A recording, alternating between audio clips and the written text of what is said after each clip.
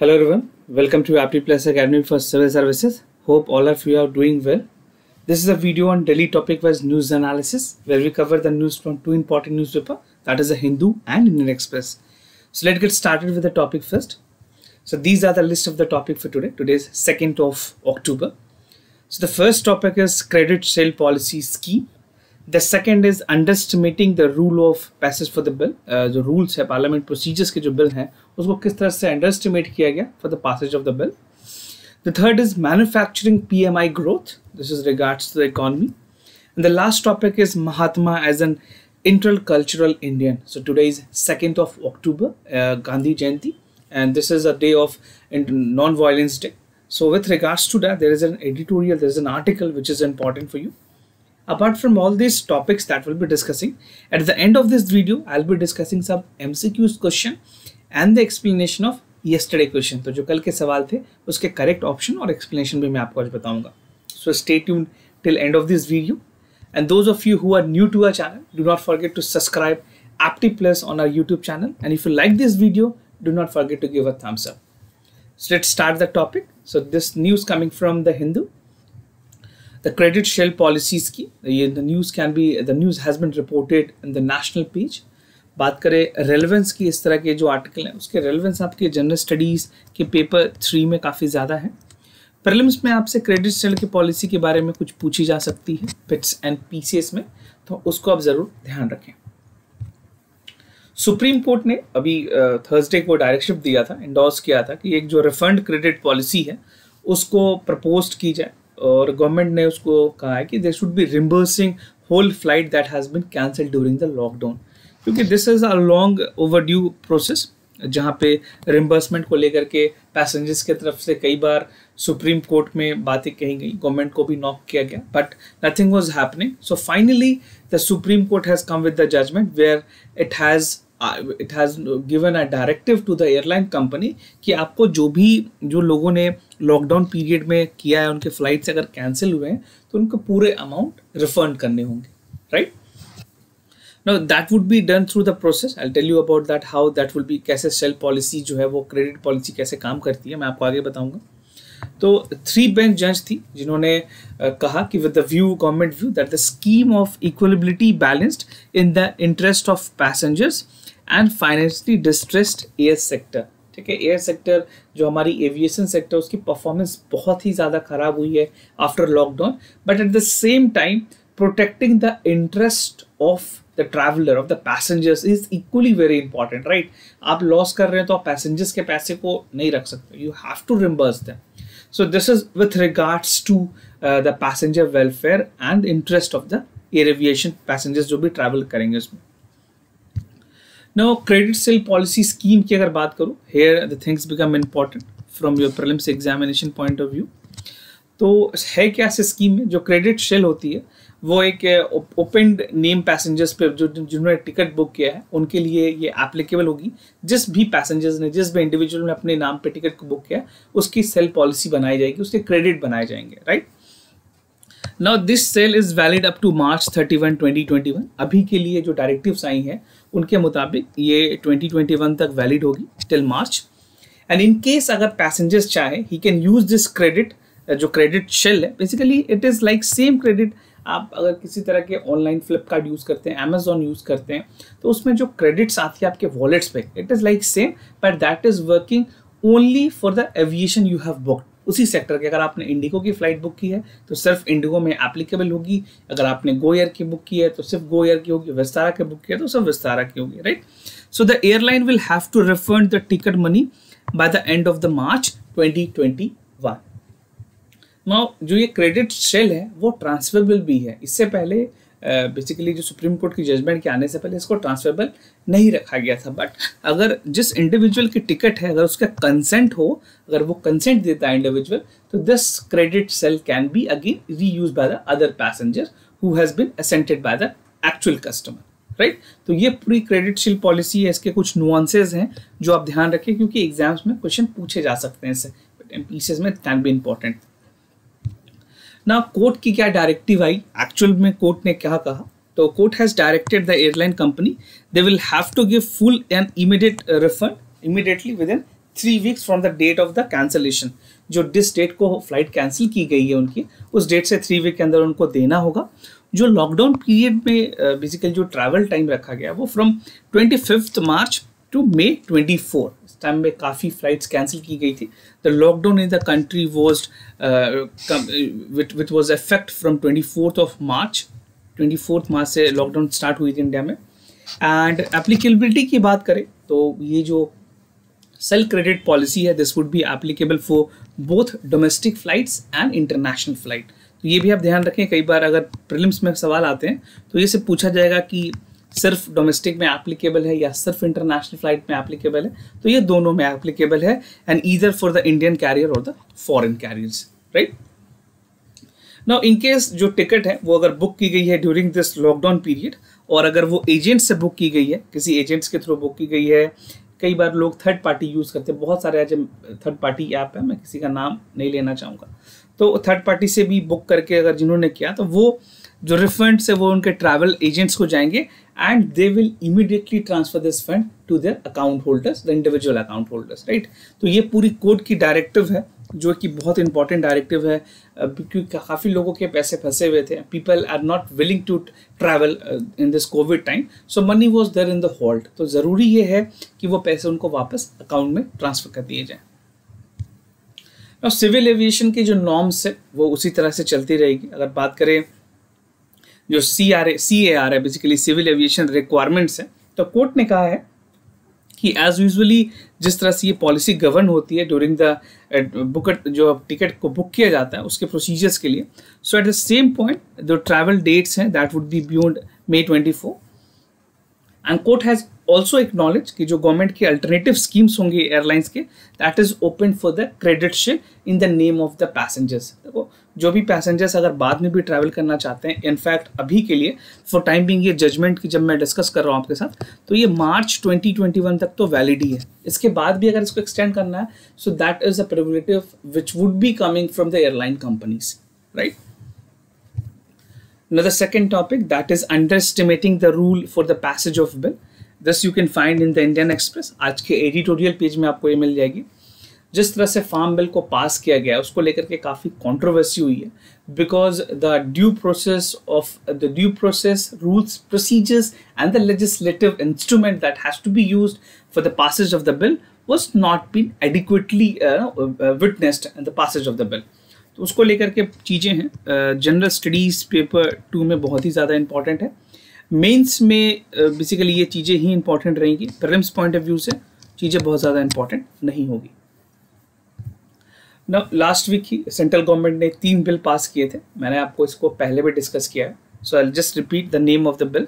The first is the farmer produce traded commerce, जिसमें promotion and facilitation की बात की गई है। The second is farmer, that is empowerment and production agreement, price assurance की जो बातें हैं। And the third is essential commodities जो एक्ट थी, अमेंडमेंट जो है उसको लेकर के जो 3 बिल पास की गई हैं, तो इसको इस जो बिल पासेस हुई हैं उसके लेकर के कंट्रोवर्सी ये है कि ये कहा जा रहा है एक्सपर्ट के द्वारा कि this is pro corporate and anti farmer bill, right. And all this 3 bills are interconnected, right. Interconnected किस तरह से वो मैं आपको आगे बताऊंगा कैसे ये तीनों बिल हैं। So this is the number 1, this is number 2 and the essential commodities act is the number 3 bill. Now जो how the bill was passed was again been misuse से पहले मैं आपको ये बता दूं कि ये जो बिल पास हुई थी ये वॉइस वोट से पास हुई थी, राइट।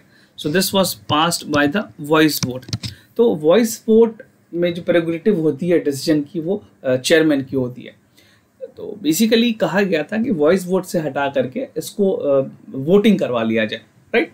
पर वोटिंग के लिए चेयरमैन ने एग्री नहीं किया and it was being passed by the voice vote. तो उसको लेकर के भी एक अलग कंट्रोवर्सी है जो कि इस एडिटोरियल में डिस्कस है, मैंने आपको बता दिया। It's not that relevant for the examination, but for you it is very important कि आप इस चीज़ को भी जाने, राइट। तो वोटिंग नहीं हुई थी उसमें। ना बात करें जो फर्स्ट 2 बिल है जो मैंने आपको बताया, ये फर्स्ट 2 बिल जो होंगे, so this first 2 bill would again has the opportunity to trade in the agriculture commodities while entering into the farms without any government intervention। तो होगा क्या जो कॉर्पोरेट्स होंगे वो तो एंटर कर रहे हैं, जो कॉर्पोरेशंस हैं, जो कॉर्पोरेट्स हैं, they would be entering, but जो गवर्नमेंट की जो बैकिंग मिलती आ रही थी अभी तक फार्मर्स को, वो खत्म हो जाएगी, राइट। और जो थर्ड बिल है that is the essential commodities act, वो कॉर्पोरेट को एक अपॉर्चुनिटी प्रोवाइड करेगी to upstock the agriculture commodities, right. वो जितना चाहे प्रोक्योर कर सकते हैं कॉन्ट्रैक्ट के थ्रू, और फार्मर के लिए मजबूरी होगी कि वो उनको सेल करे। अगर फार्मर मंडीज में नहीं जा पाएंगे, उनको मंडीज में नहीं जाना, अगर जो उन्होंने सेल को प्रोड्यूस किया है उसको तो सेल करना ही, otherwise it would be completely वो खराब हो जाएगी। So it has to be sell somewhere. तो कॉन्ट्रैक्ट फार्मिंग में क्या होगा, प्राइस उनको सही मिलेंगे या नहीं मिलेगी, क्योंकि गवर्नमेंट की बैकिंग नहीं है। इस वजह से it create a problem for the farmer. उनको पूरे स्टेट ऑफ माइंड, उनके कन्फ्यूजन है कि बाद में जो गवर्नमेंट बैकिंग है अगर वो पूरी तरह से रिमूव हो जाए तो वो कहीं ना कहीं जो कॉर्पोरेट्स हैं वो उनकी मनमानी चलती रहेगी फिर इसमें, right. Now the government has created an opportunity for the corporates, ऐसा कहना है एक्सपर्ट का, to procure the commodities in the cheap price. बाद में उसकी होर्डिंग हो सकती है, उसको मनमाना प्राइस पे बेचा जा सकता है, तो ये सारी चीज़ें बाद में हो सकती है। This is what has been projected by the experts. Now जो ये तीनों लॉ है that will facilitate the looting of farmers. Farmer के साथ अत्याचार होगा, बेसिकली उनको जो फेयर प्राइस मिलनी चाहिए वो नहीं मिल पाएगी, एंड अल्टीमेटली जो लेजिटिमेट होर्डिंग है, ब्लैक मार्केटिंग है, वो इससे प्रमोट होती है। So this is what has been there. और आपको जो मैंने वोटिंग की बात बताई वो भी आप ध्यान में रखें। अगर इंटरव्यू में इस तरह की चीज़ें पूछी जाती हैं, आप में अगर अपेयर करेंगे तो वो सारी चीज़ों को भी आपको एक सिंक्रोनाइजेशन में चीज़ों को बताना है, right. Now coming to the third topic, that is manufacturing PMI growth. This is the news which has been reported in the economy page of the Hindu. ये आपके जनरल स्टडीज पेपर 3 के लिए important है और कुछ sections prelims में भी important होंगे। Now Indian manufacturing sector has improved from September. अभी जो कमिंग सितंबर की जो टाइम चल रही है इसमें कुछ अच्छे ग्रोथ देखे गए हैं मैन्युफैक्चरिंग में। ऑलरेडी जो फर्स्ट क्वार्टर में जो ग्रोथ देखी गई थी वो 23.7% माइनस में ग्रोथ देखी गई थी ओवरऑल मैन्युफैक्चरिंग में, राइट। ये ओवरऑल की मैं बात बता रहा हूँ, मैन्युफैक्चरिंग तो 50% के माइनस में लॉस थी। Now it has touched more than 8.5 year high. पिछले 8 साल में, 8.5 साल में इस तरह की ग्रोथ नहीं देखने को मिली है, और ये सारी ग्रोथ एक्सेलरेटेड ग्रोथ देखने को मिली है even when the number of the staff है रिड्यूस्ड स्टाफ के साथ 8.5 साल में पहली बार इस तरह की ग्रोथ रेट मिली है, राइट। और जो हमारी Indian manufacturing purchasing manager index है, जिसको PMI भी कहते हैं, purchasing manager index, so it has increase from 52 in August to 56 in the September, right, since January 12 की बात करें तो पिछले 8.5 साल की मैं आपको ये एक ओवरव्यू बता रहा हूँ किस तरह से चीज़ें आगे बढ़ी हैं। नाउ एक्सपोर्ट ऑर्डर की अगर बात करें, सो अपटर्न देखी गई है टोटल सेल्स में, that was supported by a renewed expansion with new orders. Since जो एक्सकेलेशन हुई है कोविड-19 के बाद, तो वहाँ पे एक्सपोर्ट में भी गिरावट बहुत हद तक देखी गई थी। Now the export has improved following the 6 successive month of the contraction. तो लॉकडाउन में जिस तरह से अनलॉकिंग चल रही है, unlocking 1, 2, 3 and this is unlock 5, तो बहुत सारे रिस्ट्रिक्शन हटा दिए गए हैं। नाउ डिक्रीज इन एम्प्लॉयमेबिलिटी की अगर बात करें, जो एम्प्लॉयमेंट है वो उसमें काफ़ी हद तक गिरावट देखने को मिली है। So employment has now seen the decrease in the 6 consecutive month, because limited लोगों के साथ फंक्शनिंग की जा रही है, the people are not hiring. और सिंस अगर कंपनीज की बात करें तो they have difficulties in hiring worker. जो दूसरी आर्ग्यूमेंट ये है कि दे हैव सजेस्टेड कि जो कम स्टाफ है उनके साथ भी, जो मिनिमम स्टाफ के साथ भी जो फंक्शनिंग है वो भी प्रॉपर हो रही है। और कंपनीज का कहना है कि वो कम स्टाफ इस वजह से रख रहे हैं क्योंकि सोशल डिस्टेंसिंग को मेंटेन किया जा सके।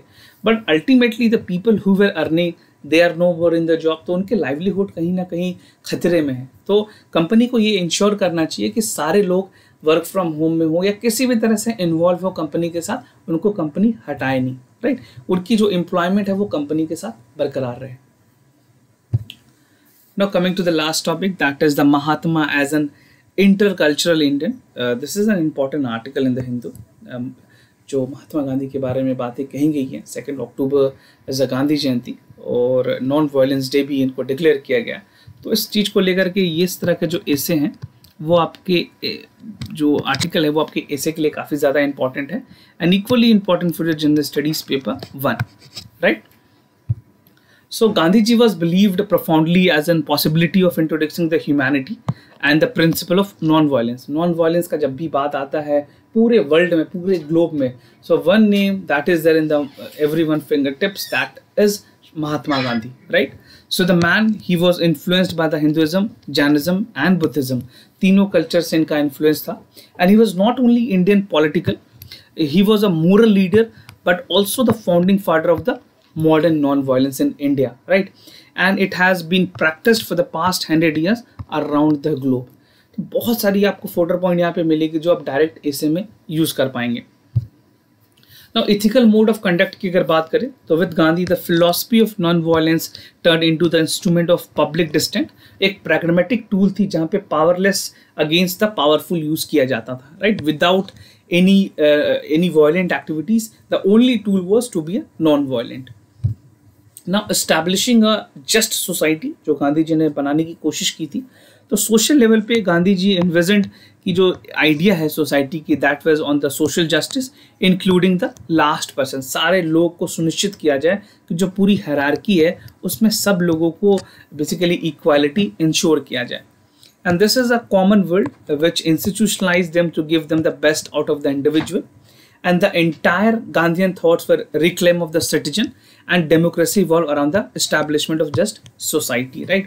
And Gandhi ji also believed कि जो humanity है that should develop certain qualities. किस तरह की qualities होनी चाहिए? वो quality होनी चाहिए society में लोग fearless हो, non-possessive हो और humility के साथ किसी भी तरह की चीज़ों को जा सके, right? And the main aim was to reconstruct the human to suit the intercultural and pluridimensional democracy. जो pluridimensional society होती है उसके तरफ आगे बढ़ने की कोशिश की गई थी, right? So this was the main aim for establishing a just society. Now, an appropriate ahead of this time किस तरह से एक अप्रोच रखने की बात की गई है. So एक प्लूरिस्टिक सोसाइटी की अगर बात करें तो dialogue of the culture and faiths, तो Gandhi ji was ahead of this time. उन्होंने कहा कि जो नॉन वायलेंट तरीके होंगे उसी को हम करेंगे, एक डेमोक्रेटिक थ्योरी के साथ आगे बढ़ेंगे जहाँ पे इंटर कल्चरल डायलॉग को प्रमोट किया जाएगा with several generations, right? And Gandhi ji was an essentially pathfinder, basically pathfinder के रूप में उनको देखा जाता है among the different cultures and diverse mentalities. And more importantly, his attachment to the politics is more ethical than religious. तो ये point punchline है जिसको आप use कर सकते हैं. So this was all about Gandhi ji. Now coming to the answers, कल के जो सवाल थे उसके correct options और explanation मैं आपको बताऊंगा. So the first question here, the correct option is C. दोनों statement correct हैं. जो PSLV C-43 है, that was lifted first launch pad in the Satish Dhawan Center, Sriharikota. And India's hyperspectral satellite is 30 international co-passenger satellite. And the Polar Satellite Launch Vehicle is the 4-stage launch vehicle with alternative solid liquid stages. PLC-43 is the core alone version with 6 long straps on, right? And the primary goal of the ISS is to study the Earth's surface with visible near infrared shortwave region in the electromagnetic spectrum. So this I have taken the explanation from the Hindu. You can read more via Google और आप इसरो के site पे जाके भी इस चीज को पढ़ सकते हैं. Now coming to the second question, the correct option here again is C. Both statements are correct. The Wood Dispatch on education laid great stress on the female education, and the Christian missionary were the first to be set up at the Calcutta Female Juvenile Society. The Baton School was founded by G.E. Baton. He was the president of the Council for Education in Calcutta. And the first powerful movement against the women education that arose in 1840s and 1850. So the detail can be read in the NCERT class 12, जो modern history की book है बिपिन चंद्रा की. ये अगर आपके पास spectrum की भी book है तो वहाँ पे भी डिटेल में आप चीज़ों को पढ़ सकते हैं. Now coming to the MCQs question of the day. So the first question is coming from environment. With reference to Albingo or Gantua, consider the following statement. It was found exclusive on the Western Ghat and on to another vegetarian and they eat mostly fruits. Vegetarian होते हैं, non-vegetarian होते हैं, ये आपको बताना है. So just choose the correct option A, B, C or D. Whatever you feel is the correct answer, do write your answer in the comment section down below. Now the second question is coming from the modern history. With reference to Atma Sabha, consider the following statement. It campaigned against the idolatry, caste prejudice, meaningless rituals and other social ills.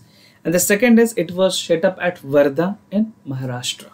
So if you have any additional information regarding the Atim Sabha, that also you can share with us in the comment section down below, or either you can write just options, right? Any of the option like A, B, C or D, you can write in the comment section. So do participate, write your answer in the comment section.